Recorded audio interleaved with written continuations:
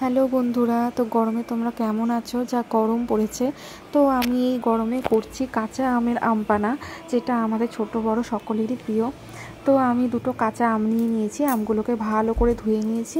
এরপর একটা প্রেসার কুকারে কাঁচা আমগুলোকে দিয়ে সেদ্ধ করে নেব, 3টে সিটি দেব। তারপর সেদ্ধ আমের খোসাগুলো ছাড়িয়ে নেব, তারপর আমি আম পানাটা রেডি করব।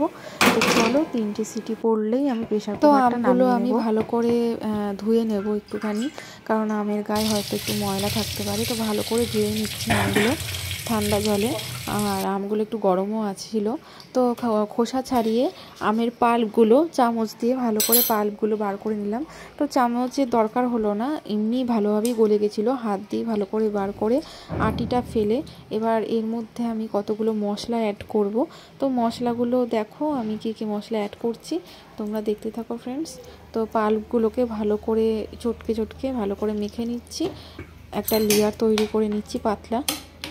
তো ফ্রেন্ডস, মশলার জন্য, চাট মশলার জন্য এখানে নিয়ে নিয়েছি আমি শুকনো লঙ্কা, গোটা জিরে, মৌরি আর গোলমরিচও দিতে পারো। তো গোলমরিচ, গোটা গোলমরিচ আমার কাছে ছিল না, তো ওই জন্য গোলমরিচের প্যাকেট নিয়ে নিয়েছি, গোলমরিচ গুঁড়ো। আর ধনেও নিয়েছি, গোটা ধনে।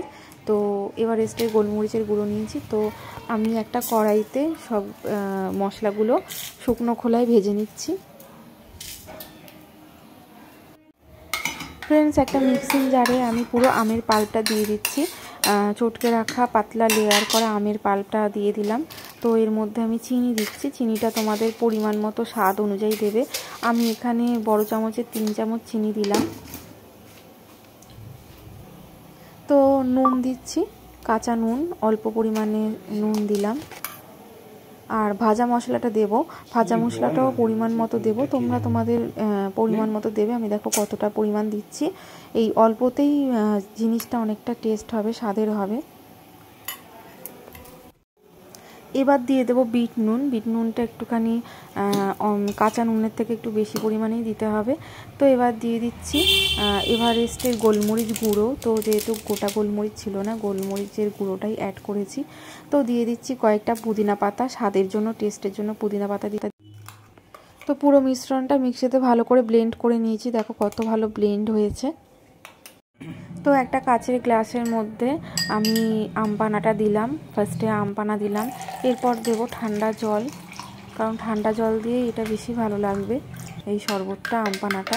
তো ভালো করে একটুখানি চামচ দিয়ে নেড়ে তারপর আমি বরফের কুচি দিয়ে দিচ্ছি। বরফের কুচি দিলে আরোই ঠান্ডা হবে।